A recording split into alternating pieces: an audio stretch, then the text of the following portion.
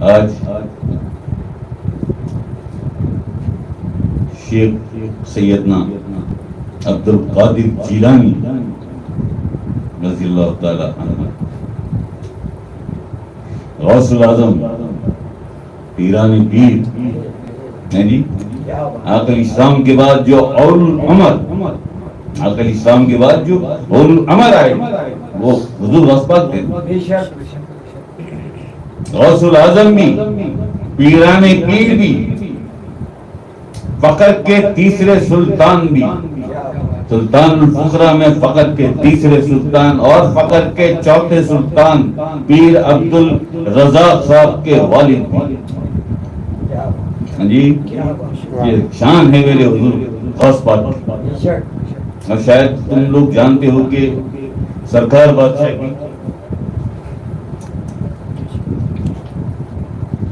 سرکار بادشاہ کی بڑی محبت، حضور غوث پاک سے سرکار بہت محبت کرتے ہیں، بہت محبت کرتے ہیں۔ اللہ اکبر، تو یہ شان ہے میرے حضور غوث پاک کی۔ کیا بات یہ ہے کہ ہماری کیا وقت، ہماری کیا وقت کیا ہے کہ ہم حضور غوث پاک کی شان بیان کریں؟ ہماری کیا وقت ہے؟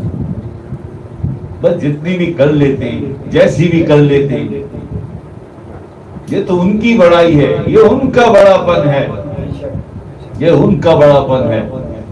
حضور غوث پاک کیا جانے دنیا کہ شیخ سیدنا عبد القادر جیلانی رضی اللہ تعالی عنہ ہے کس ہستی کا نام، کیا فرماتے ہیں؟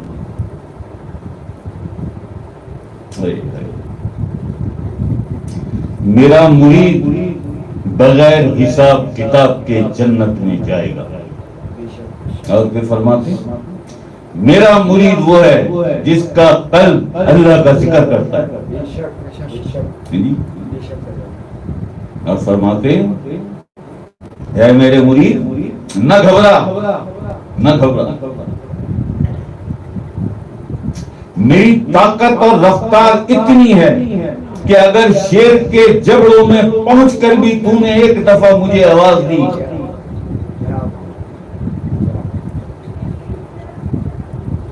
میری طاقت، میری پرواز،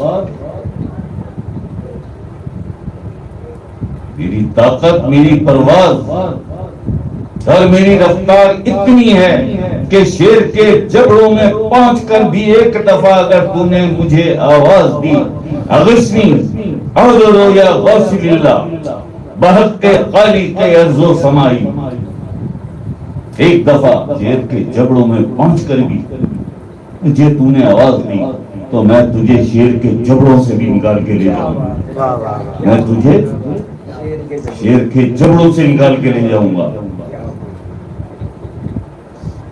میری طاقت، میری پرواز اور میری رفتار اتنی ہے، آواز دینا مجھے جب کسی پریشانی میں آئے۔